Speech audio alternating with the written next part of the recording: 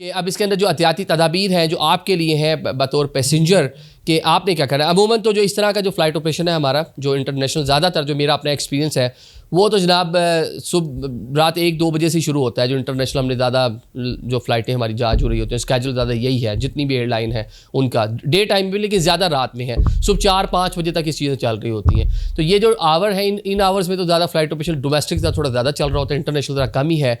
लेकिन फिर भी अगर आप ट्रैवलर हैं, आपने कहीं जाना है, आपने अपनी टिकट बाय कर रखी है, आपका शेड्यूल इन्हीं डेट्स के अंदर स्केड्यूल आपने बना रखा है अपना, तो आप अपनी एयरलाइन से रब्ता कर लें। वैसे तो आजकल हर बंदे के पास ही स्मार्टफोन है, वो अपने मोबाइल में ऐप आप कर लेते हैं। आपको तमाम अपडेट्स मिल रही होती हैं कि फ़्लाइट आपकी कितनी देर पहले है, कितनी देर बाद है, बल्कि फ़ज़ा में भी पूरा आप ट्रैक कर रहे होते हैं। बल्कि फ़ज़ा से आजकल आप वीडियो कॉल भी कर रहे होते हैं, नेट शेट आगे, मतलब इतनी जिद्दत आगे बताने का मकसद ये है।